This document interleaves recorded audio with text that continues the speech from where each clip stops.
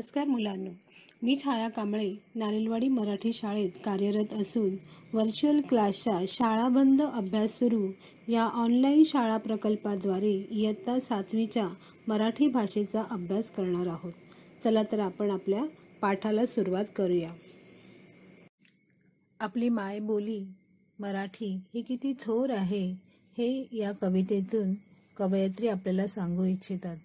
आपल्या आईविषयी जसे आपल्याला प्रेम, आपुलकी, जिव्हाळा असतो तसेच प्रेम आपल्याला आपल्या मातृभाषेविषयी, मराठी भाषेविषयी असते। आपल्या सर्वांच्या मनात आपल्या मराठी भाषेविषयी प्रेम, आदर, सन्मान आहे। मराठी भाषा ही थोर आहे, महान आहे, अलौकिक आहे। ही सर्व संतांनाही प्रिय आहे। म्हणून या भाषेमध्ये अनेक कलाकृती निर्माण झालेल्या आहेत। संतांनी याच भाषेमध्ये अभंग, कीर्तने, गाथा, ओव्या यांच्या रचना केलेल्या आहेत व जगापुढे ज्ञानाचे भांडार खुले केले आहे।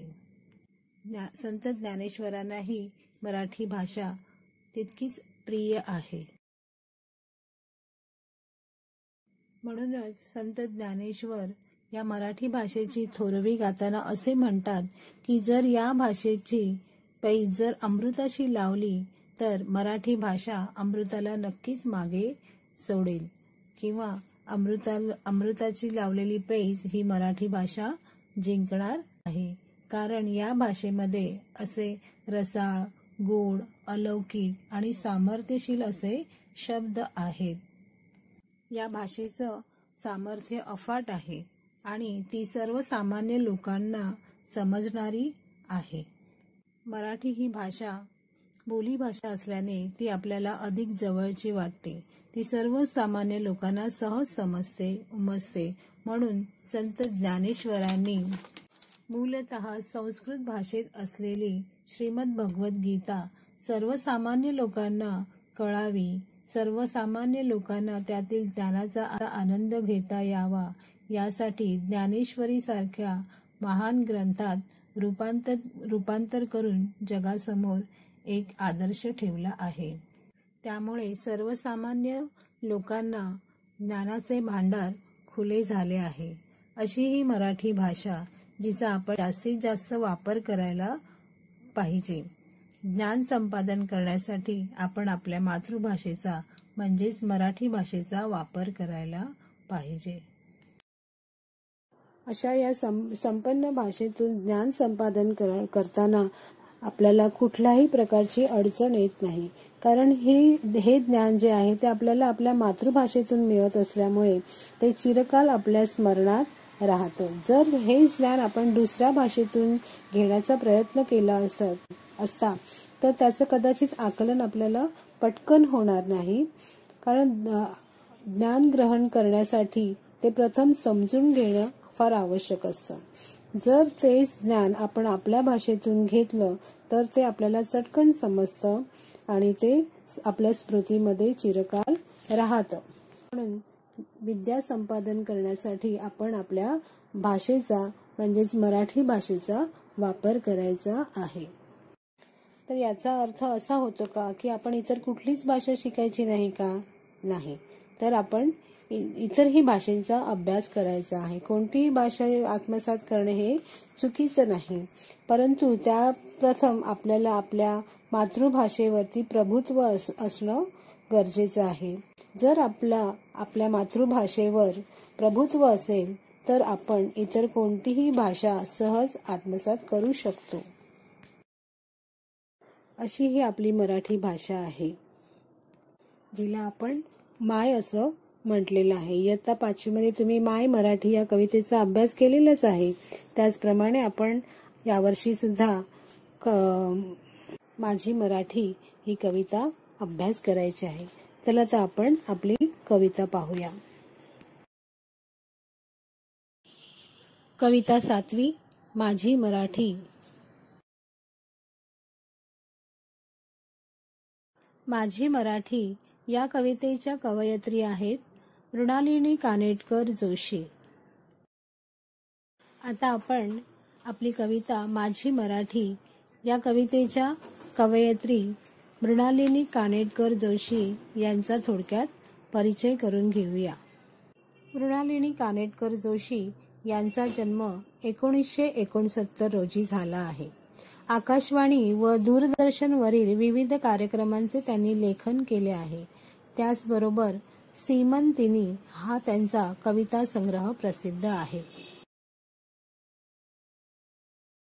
माझी मराठी या कवितेमध्ये कवयित्रींनी आपल्या मनातील भावना, मराठीविषयीच्या भावना व्यक्त केलेल्या आहेत.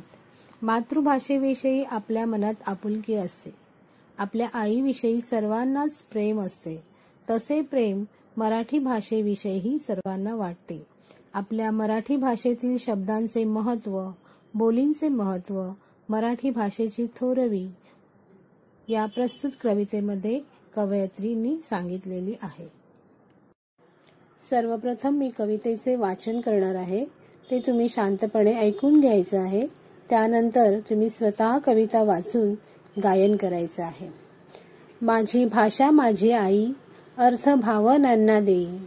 तिच्या राहावे ऋणात, होऊ नये उतराई. तिच्या एकेका शब्दाला रत्न कांचनाचे मोल. कधी तप्त लोहापरी, कधी चांदणे शीतल. रान वाऱ्याच्या गंधात माझी मराठी भिजली. लेऊनिया नाना बोली, माझी मराठी सजली. माझ्या भाषेचे अमृत, प्राशेल तो भाग्यवंत. तिचा नाही दुजा भाव, असो कोणताही पंत. माझ्या मराठी भाषेची काय वर्णावी थोरवी. दूरदेशी ऐकू येते माझ्या मराठीची ओवी. छान आहे ना ही कविता? आवडली की तुम्हाला? आता आपण या कवितेला तालासुरात म्हणण्याचा, गाण्याचा प्रयत्न करूया. जर एखादी कविता तालासुरात आपल्याला म्हणता येत असेल, गाता येत असेल, तर ती सहजरित्या पाठ होते. तर आपण या माझी मराठी या कवितेला सोप्यात सोपी अशी चाल लावून ती तालबद्ध करूया. माझी भाषा माझी आई, अर्थ भावनांना देई. माझी भाषा माझी आई, अर्थ भावनांना देई. तिच्या राहावे ऋणात, होऊ नये उतराई. तिच्या राहावे ऋणात, होऊ नये उतराई. तिच्या एकेका शब्दाला रत्न कांचनाचे मोल. तिच्या एकेका शब्दाला रत्न कांचनाचे मोल. कधी तप्त लोहापरी, कधी चांदणे शीतल. कधी तप्त लोहापरी, कधी चांदणे शीतल. रान वाऱ्याच्या गंधात माझी मराठी भिजली. रान वाऱ्याच्या गंधात माझी मराठी भिजली. लेऊनिया नाना बोली, माझी मराठी सजली. लेऊनिया नाना बोली, माझी मराठी सजली. माझ्या भाषेचे अमृत, प्राशेल तो भाग्यवंत. माझ्या भाषेचे अमृत, प्राशेल तो भाग्यवंत. तिचा नाही दुजा भाव, असो कोणताही पंथ. तिचा नाही दुजा भाव, असो कोणताही पंथ. माझ्या मराठी भाषेची काय वर्णावी थोरवी. माझ्या मराठी भाषेची काय वर्णावी थोरवी. दूरदेशी ऐकू येते माझ्या मराठीची ओवी. दूरदेशी ऐकू येते माझ्या मराठीची ओवी. मुलांनो, आता आपण कवितेचा अर्थ पाहूया. मराठी भाषेची थोरवी, मोठेपणा सांगताना कवयित्री असे म्हणतात की माझी भाषा ही माझी आई आहे. आई जशी आपल्या मनातील भाव ओळखते, आपल्या मनामध्ये काय चाललेलं आहे हे तिला अचूक समजते, त्याचप्रमाणे माझी मराठी भाषा ही देखील माझ्या भावभावनांना अर्थ देत असते. म्हणजेच आपल्या मनातील भाव जसे राग, लोभ, मोह, मत्सर, प्रेम, द्वेष, आनंद, दुःख हे भाव व्यक्त करण्यासाठी आपल्याला ही मराठी भाषा उपयुक्त ठरते. म्हणून ही मराठी भाषा ही माझी आईच आहे. आपल्या मनातील भावनांना योग्य शब्दात मराठी भाषेमुळे आपण व्यक्त करू शकतो. त्यामुळे या भाषेचे माझ्यावर एक प्रकारे ऋण चढलेले आहे.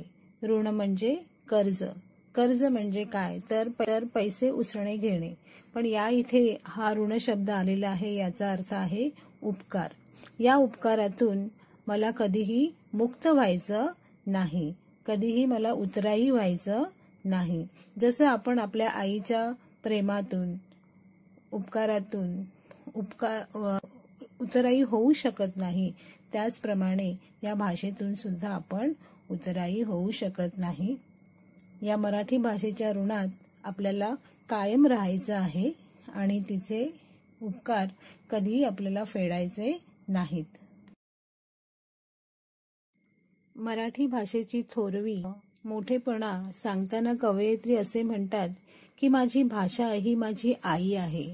आई जशी आपल्या मनातील भाव ओळखते, आपल्या मनामध्ये काय चाललेलं आहे हे तिला अचूक समजते, त्याचप्रमाणे माझी मराठी भाषा ही देखील माझ्या भावभावनांना अर्थ देत असते. म्हणजेच आपल्या मनातील भाव जसे राग, लोभ, मोह, मत्सर, प्रेम, द्वेष, आनंद, दुःख हे भाव व्यक्त करण्यासाठी आपल्याला ही मराठी भाषा उपयुक्त ठरते. म्हणून ही मराठी भाषा ही माझी आईच आहे. आपल्या मनातील भावनांना योग्य शब्दात मराठी भाषेमुळे आपण व्यक्त करू शकतो. त्यामुळे या भाषेचे माझ्यावर एक प्रकारे ऋण चढलेले आहे. ऋण म्हणजे कर्ज. कर्ज म्हणजे काय तर पैसे उसणे घेणे. पण या इथे हा ऋण शब्द आलेला आहे, याचा अर्थ आहे उपकार. या उपकारातून मला कधीही मुक्त व्हायचं नाही, कधीही मला उतराई व्हायचं नाही. जसं आपण आपल्या आईच्या प्रेमातून, उपकारातून उतराई होऊ शकत नाही, त्याचप्रमाणे या भाषेतून सुद्धा आपण उतराई होऊ शकत नाही. या मराठी भाषेच्या ऋणात आपल्याला कायम राहायचं आहे आणि तिचे उपकार कधीही आपल्याला फेडायचे नाहीत. या भाषेचं ऋण आपण फेडू शकत नाही. ही भाषा आपल्याला प्रत्येक ठिकाणी उपयुक्त असते. ही भाषा आपली बोली, वाणी समृद्ध करत असते.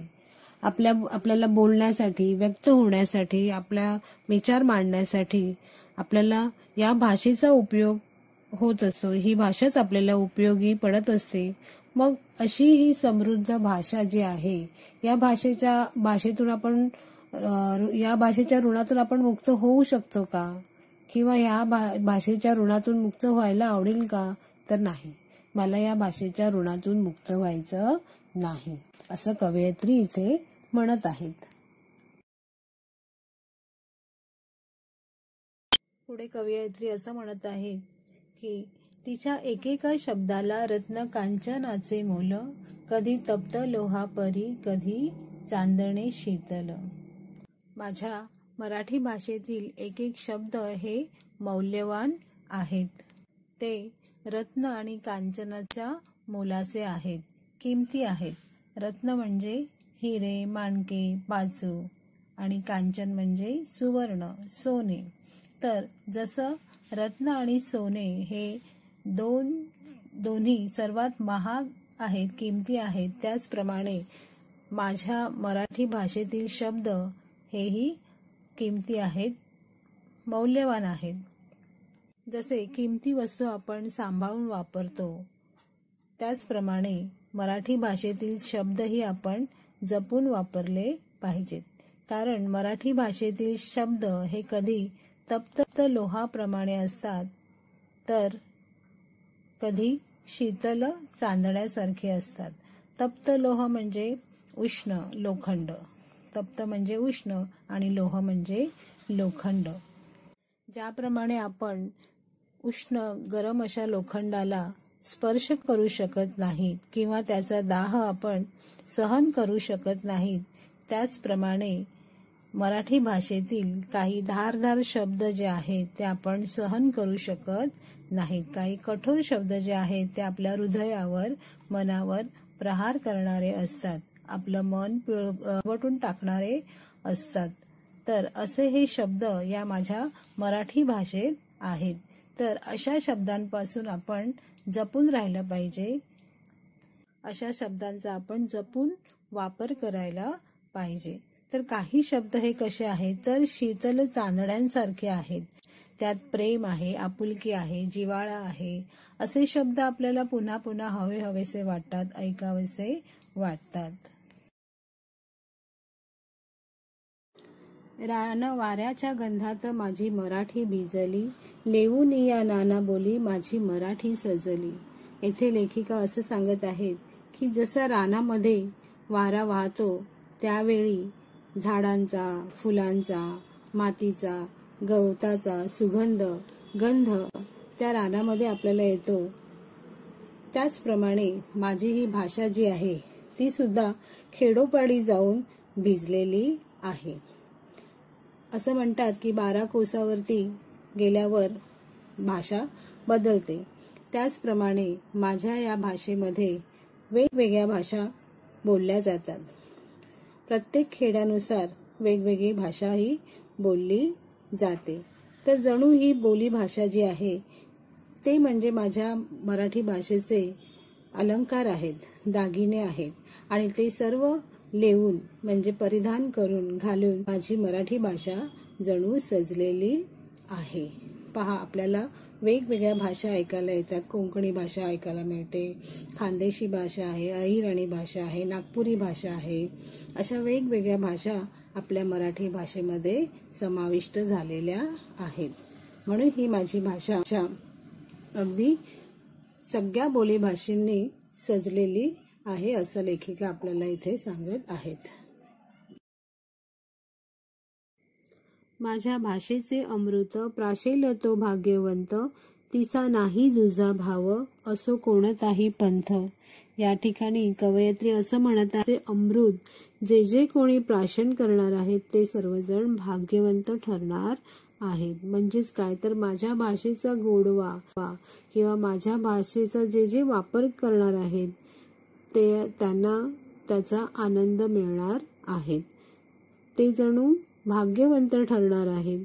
कारण का तर माझी ही भाषा जी आहे ही कुठल्याही प्रकारचा दुजाभाव करत नाही. दुजाभाव करत नाही म्हणजे तर कुठल्याही प्रकारचा भेदभाव करत नाही. अशी ही माझी भाषा आहे. ती कुठल्याही एकाच धर्माशी, जातीशी, पंथाशी अशी निगडीत न राहता ती सर्वव्यापी अशी आहे. म्हणून आपण या भाषेचा वापर करायचा आहे. या भाषेचं अमृत आपण प्यायचं आहे, चाखायचं आहे आणि भाग्य आपलं उजळायचं आहे. भाग्य उजळायचं आहे म्हणजे काय तर आपण जितकी ही भाषा वापरणार आहोत तितकाच आनंद आपल्याला या भाषेचा लाभणार आहे, तितकीच ही आपल्या जवळ राहणार आहे. त्या भाषेतले अनेक चांगल्या गोष्टी आहेत त्या आपल्याला समजून येणार आहेत. अधिकाधिक या भाषेचा वापरामुळे आपल्याला या भाषेचे सौंदर्य लाभणार आहे, सौंदर्य समजणार आहे. म्हणून आपण शक्यतो आपल्या या भाषेचा वापर करायचा आहे. जितकी आपण ती वापरणार तितकी ती आपल्याला सामावून घेणार आहे आणि त्या भाषेचा आनंद, ज्ञान हे आपल्याला संपादन करता येणार आहे. म्हणून आपण ही भाषा वापरल्यामुळे भाग्यवंत जणू ठरणार आहोत. माझ्या मराठी भाषेची काय वर्णावी थोरवी, दूरदेशी ऐकू येते माझ्या मराठीची ओवी. या ठिकाणी कवयित्री असं म्हणत आहेत की माझ्या मराठी भाषेची थोरवी मी कशी वर्णन करावी, कसं वर्णन करावं मी माझ्या भाषेचं. कारण माझी ही भाषा जी आहे ती ती दूरपर्यंत दूरच्या देशामध्ये सुद्धा पसरलेली आहे. ती एका ठराविक प्रांतापर्यंत मर्यादित न राहता सर्वत्र पसरलेली आहे. माझी ही मराठी भाषा जी आहे ती संपन्न झालेली आहे, समृद्ध झालेली आहे. मग याचं वर्णन कशा प्रकारे करायचं आहे हे कवयित्रीला पडलेलं कोडं आहे. ही मराठी भाषा जी आहे ही आपल्या महाराष्ट्रापर्यंत मर्यादित न राहता भारतभर सर्वत्र पसरलेली आहे. त्याचप्रमाणे परदेशामध्ये सुद्धा ही भाषा बोलली जाते, वापरली जाते. म्हणजे हा आपल्या महाराष्ट्रामधले जे मराठी बांधव आहेत ते ज्या देशामध्ये गेलेले आहेत, म्हणजे समजा आता अमेरिकेमध्ये आहेत, जपानमध्ये आहेत, इंडोनेशियामध्ये सुद्धा आपली ही मराठी भाषा वापरली जाते. तर मराठी बांधव जिथे जिथे राहतात त्या ठिकाणी आपली ही मराठी भाषेचा ते वापर करतात. त्याचप्रमाणे आपल्या या मराठी भाषेमध्ये वेगवेगळ्या कलाकृती निर्माण झालेल्या आहेत. म्हणजे नाट्य आहे, सिनेमा आहेत, काही संगीत आहेत, काही गाणी आहेत. ही सुद्धा परदेशापर्यंत जाऊन पोहोचलेली आहेत आणि तिथे सुद्धा तेथील लोक त्या गाण्याचा, त्या नाट्यकृतीचा, सिनेमाचा आनंद घेत आहेत. म्हणजेच काय की ही मराठी भाषा आहे ही सगळ्यांना हवीशी वाटणारी आहे. या भाषेचं सौंदर्याचा आनंद सर्वजण घेत आहेत. इतकी ही मराठी भाषा चांगली आहे. या मराठी भाषेचं वर्णन जितक्या शब्दात करावं तेवढं कमीच आहे. कारण या भाषेमध्ये जे साहित्य निर्माण झाले, साहित्य म्हणजे काय तर या मराठी भाषेमध्ये जे लिखाण झालेलं आहे, म्हणजे कथा आहेत, कादंबऱ्या आहेत, लेख आहेत, मोठमोठे कविता आहेत, काही नाटकं आहेत, काही एकपात्री नाटकं आहेत. अशा प्रकारचं वेगवेगळं जे लेखन झालेलं आहे ते पण अगदी संपन्न आहे. की जितका आपण त्याचा अभ्यास करू, जितकं आपण त्याचं वाचन करू, तितकीच आपल्याला समृद्ध झालेली अशी आपल्याला मराठी भाषा आढळून येईल. तर या भाषेमध्ये संतांनी सुद्धा आपल्या या मराठी भाषेमध्ये भरपूर रचना केलेल्या आहेत. म्हणजे अभंग आहेत, गाथा आहेत, ओव्या आहेत, या सुद्धा आपल्याला या भाषेमध्ये मराठी भाषेमध्ये आहेत. आता या इथे माझी मराठीची ओवी या शब्दाचा अर्थ काय तर पहाटेच्या वेळी जात्यावरती दळण करताना त्या बायका स्त्रिया ज्या गाणी बोलायची त्याला ओवी असं म्हणतात. तर ह्या ओवी सुद्धा सर्वत्र पसरलेल्या आहेत. बघा आता तुम्हाला माहित असलेला सैराट सिनेमा आहे. ह्या सिनेमाचा संगीताचा आनंद अगदी जगभरातील सर्व लोक घेत आहेत. म्हणजेच काय तर या भाषेची कीर्ती जी आहे ती सगळी सर्वत्र जगभर अशी प्रसरलेली आहे. अशी ही माझी मराठी भाषा ही खूप थोर आहे की सगळ्यांना आपलीशी वाटणारी आहे आणि सगळ्यांना ती आपलंसं करणारी आहे. मुलांनो, समजली नाही ही कविता आता? अगदी आपल्याला आपल्या मराठी भाषेचा अभिमान वाटावा अशीच ही कविता आहे. आता आपण या कवितेमध्ये आलेले काही नवीन शब्द आहेत त्याचा आपण आता अर्थ पाहूया. या कवितेमध्ये ऋण हा शब्द आलेला आहे. तर ऋण म्हणजे काय तर शब्दशः पाहायला गेलं तर ऋण म्हणजे कर्ज. कर्ज म्हणजे काय तर उसने पैसे घेणे, याला म्हणतात कर्ज. पण या इथे हा जो ऋण शब्द आलेला आहे हा कर्ज या शब्दाशी निगडीत न घेता आपण उपकार असा त्याचा अर्थ घ्यायचा आहे. उतराई दुसरा शब्द आहे उतराई होणे. उतराई होणे म्हणजे काय तर ऋणातून मुक्त होणे. ऋणातून मुक्त होणे, कर्जातून मुक्त होणे. पुढचा शब्द आहे लोहापरी. लोहापरी म्हणजे काय तर लोखंडाप्रमाणे. लोहापरी म्हणजे काय लोखंडाप्रमाणे. म्हणजे लोह म्हणजे काय तर लोखंड आणि परी म्हणजे प्रमाणे. आणि पुढचा शब्द आहे गंध. गंध म्हणजे काय तर सुवास. गंध म्हणजे सुवास. अमृत. अमृत म्हणजे काय तर सुधारस किंवा अमृत म्हणजे काय तर अमरत्व प्राप्त करून देणारं पेय. म्हणजेच अमृत. पुढचा शब्द आहे प्राशन करणे. प्राशन करणे म्हणजे काय? पिणे, ग्रहण करणे. प्राशन करणे म्हणजेच काय होतं? पिणे. वर्णावी. वर्णावी म्हणजे काय? वर्णन करावी. वर्णन करावी. वर्णावी म्हणजे काय? वर्णन करणे. पहा मुलांनो, पुस्तकामध्ये तुम्हाला स्वाध्याय दिलेला आहे. त्या स्वाध्यायामधील पहिला प्रश्न आहे की खालील आकृत्या पूर्ण करा. की तुम्हाला विशिष्ट आकृत्या दिलेल्या आहेत आणि काही प्रश्न दिलेले आहेत, त्याची उत्तरं तुम्हाला लिहायची आहेत. आता या कवितेमध्ये कवयित्रीचे मराठी भाषेचे नातं कसं आहे? कवयित्रीचे मराठी भाषेशी नातं कसं आहे? तर कसं आहे सांगा बरं. बरोबर, कवयित्री आपल्या मराठी भाषेला आई असं म्हणते. आणि म्हणजे आई, मराठी भाषा जर आई आहे तर आपण कोण होणार?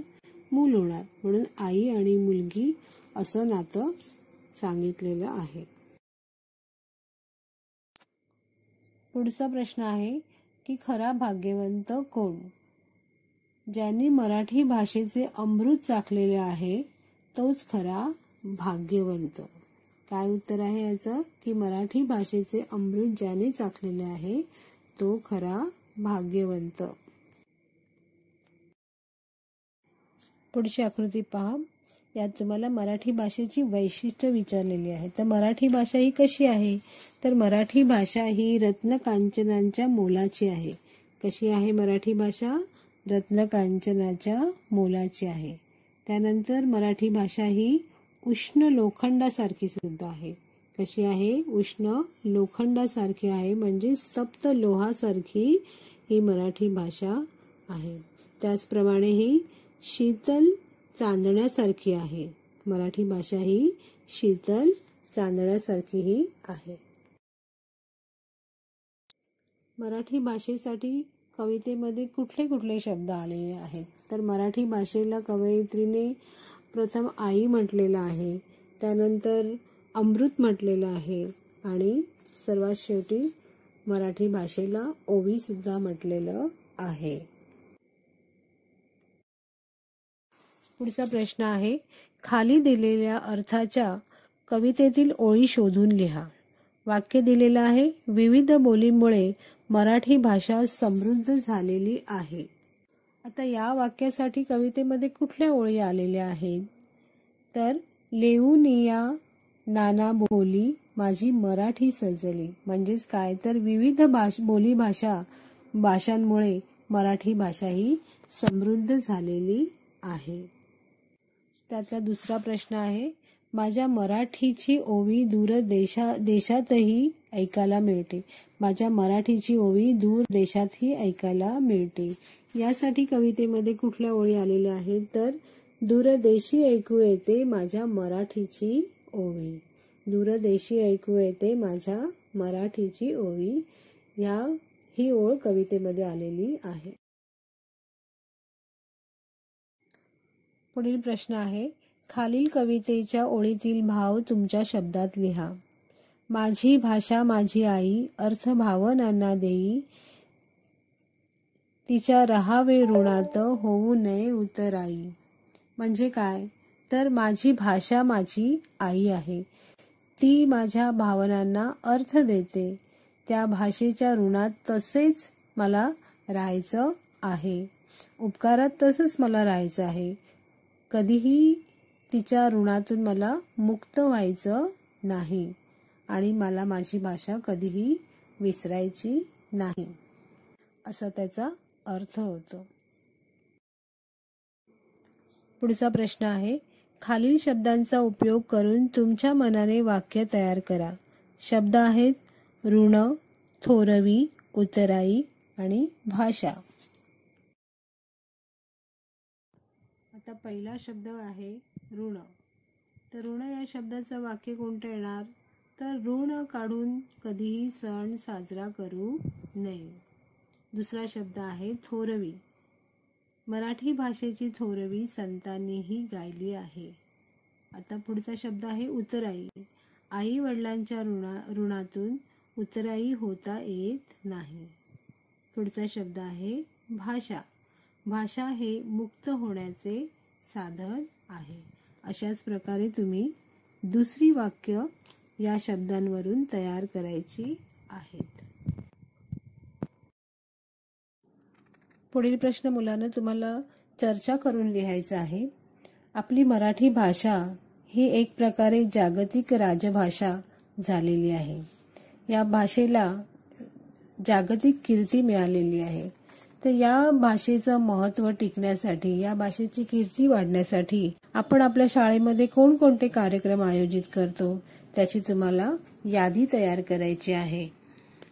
जसे मराठी भाषेचा गौरव करण्यासाठी आपल्या शाळेमध्ये किंवा पूर्ण महाराष्ट्रामध्ये वेगवेगळ्या स्पर्धांचं आयोजन केलं जातं. जसं निबंध लेखन आहे, काव्य गायन, काव्य लेखन स्पर्धा आहेत, कथाकथन स्पर्धा आहेत, त्यानंतर नाट्य सादरीकरण आहे किंवा अभिव्यक्ती सादरीकरण आहे किंवा चित्रकला स्पर्धा आहे, रांगोळी स्पर्धा आहे. अशा प्रकारच्या वेगवेगळ्या स्पर्धा ह्या आपल्या शाळेमध्ये, आपल्या विभागामध्ये आयोजित केल्या जातात. तर या सर्वांची यादी तुम्ही वहीमध्ये करायची आहे. खेळूया शब्दांशी या भागामध्ये आपल्याला कवितेमध्ये काही यमक जुळणारे शब्द आहेत ते आपल्याला शोधायचे आहेत. तर आई या शब्दासाठी कोणता यमक जुळणारा शब्द आहे? तर उतराई. पुढचा शब्द आहे भिजली. भिजली या शब्दासाठी यमक जुळणारा शब्द आहे सजली. आणि थोरवी. थोरवी या शब्दाला यमक जुळणारा शब्द आहे ओवी. पुढील प्रश्न आहे कल्पक होऊया. पहा, आपला व्यक्तिमत्वाचा विकास व्हावा यासाठी आपल्याला वेगवेगळ्या प्रकारचे काही उपक्रम दिलेले आहेत, ते आपण सोडवायचे आहेत. आता पुढचा उपक्रम आहे की खाली दिलेल्या भेट कार्डावर तुमच्या आवडत्या मित्र किंवा मैत्रिणीच्या वाढदिवसानिमित्त शुभेच्छा संदेश तयार करायचा आहे. आता यामध्ये तुम्ही स्वतःची कल्पकता वापरून तुमच्या स्वतःची सृजनशीलता तुम्ही दाखवायची आहे आणि एक भेट कार्ड तयार करायचं आहे. पहा, आपल्या पुस्तकामध्ये उदाहरणादाखल एक सुंदरसं ग्रीटिंग कार्ड, सुंदरसं भेट कार्ड इथे तुम्हाला दिलेलं आहे. त्याप्रमाणे तुम्ही तुमची कल्पना वापरून, तुमची सृजनशीलता वापरून, तुमचे कौशल्य वापरून एक छानसं भेट कार्ड तयार करायचं आहे. तुम्ही तयार केलेले जे भेट कार्ड आहे त्यावर तुमच्या आवडत्या मित्राला किंवा मैत्रिणीला तुम्ही वाढदिवसाच्या शुभेच्छा पाठवायच्या आहेत. जसे की इथे तुम्हाला दाखवलेले आहेत. बघा, ज्या शुभेच्छा तुम्ही पाठवणार आहात त्या अशा सुंदर अलंकृत अशा भाषेमध्ये शुभेच्छांच्या ओळी आपण लिहायच्या आहेत. पहा, प्रिय मित्र, तुम्ही तुमच्या मित्र किंवा मैत्रिणीचं नाव लिहायचं आहे आणि पुढे लिहायचं आहे आजचा हा सुवर्ण दिवस पुन्हा पुन्हा येऊत, येताना सुखाची, गुणांची, यशाची, कीर्तीची, धनाची, सफलतेची उजळण होत. तुला वाढदिवसाच्या लक्ष शुभेच्छा. अशा प्रमाणे तुम्ही तुमच्या शुभेच्छा व्यक्त करायच्या आहेत आणि छानसं ग्रीटिंग तयार करून, छानसं भेट कार्ड तयार करून तुम्ही तुमच्या मित्राला, मैत्रिणीला पाठवायचं आहे. पहा मुलांनो, आता हे भेट कार्ड आपण केवळ वाढदिवसालाच पाठवतो का? तर नाही. तर आपण सण आले तर त्या सणासाठी सुद्धा आपण वेगवेगळे भेट कार्ड पाठवत असतो. तर तुम्ही असे वेगवेगळे सणांसाठी वेगवेगळ्या प्रकारचे वेगवेगळ्या कल्पना वापरून छान असे भेट कार्ड तयार करायचे आहेत. पहा, आपल्या शाळेमध्ये कार्यानुभवाचा तास होतो आणि या कार्यानुभवाच्या तासाला आपले शिक्षक आपल्याला वेगवेगळ्या प्रकारचे भेट कार्ड बनवायला शिकवतात. तर त्याप्रमाणे तुम्ही ती भेट कार्ड तयार करायचे आहेत आणि त्या सणांसाठी संदेश पाठवायचा आहे. जसं की गुढीपाडवा आला तर गुढीपाडवाला आपण काय सांगू शकतो? तर स्वागत नववर्षांचे, आशा आकांक्षांचे, सुख समृद्धीचे, पडता दारी पाऊल गुढीचे. अशा पद्धतीने आपण गुढीपाडव्याच्या शुभेच्छा देऊ शकतो. आता हे जे भेट कार्ड आहे ते केवळ आपण आपल्या मित्राला, मित्रांनाच पाठवतो असं नाही, तर आपण आपल्या आई वडिलांसाठी, आपल्या नातेवाईकांसाठी, शिक्षकांसाठी सुद्धा आपण ते बनवू शकतो. आता दसरा येणार आहे, तर दसऱ्यासाठी तुम्ही काय लिहिणार आहे की आला आला दसरा, भविष्याचा काळ हो हसरा. अशा पद्धतीने छान छान असे काही लेखन करून तुम्ही हे शुभेच्छांचे संदेश पाठवणारे भेट कार्ड तयार करायचे आहे. पहा मुलांनो, अशी सुंदर सुंदर भेट कार्ड तुम्ही तयार करायचे आहेत आणि आपल्या आई वडिलांना दाखवायचे आहेत. आता तुम्ही शाळेत न जाता घरीच आहात, आपण आता घरातूनच अभ्यास करत आहोत, हो की नाही? तर मग आपल्याला भरपूर वेळ मिळतो. मग त्यासाठी तुम्ही अशी छान छान ग्रीटिंग कार्ड्स, भेट कार्ड तयार करायचे आहेत. त्यावरती सुंदर शब्दांमध्ये शुभेच्छा संदेश द्यायचे आहेत आणि त्या निर्मितीतून पण आनंद घ्यायचा आहे. आणि जास्तीत जास्त आपण आपली मराठी भाषा वापरायची आहेत. आपल्या मराठी भाषेमधील सुंदर सुंदर शब्द त्या संदेशामध्ये गुंफायचे आहेत.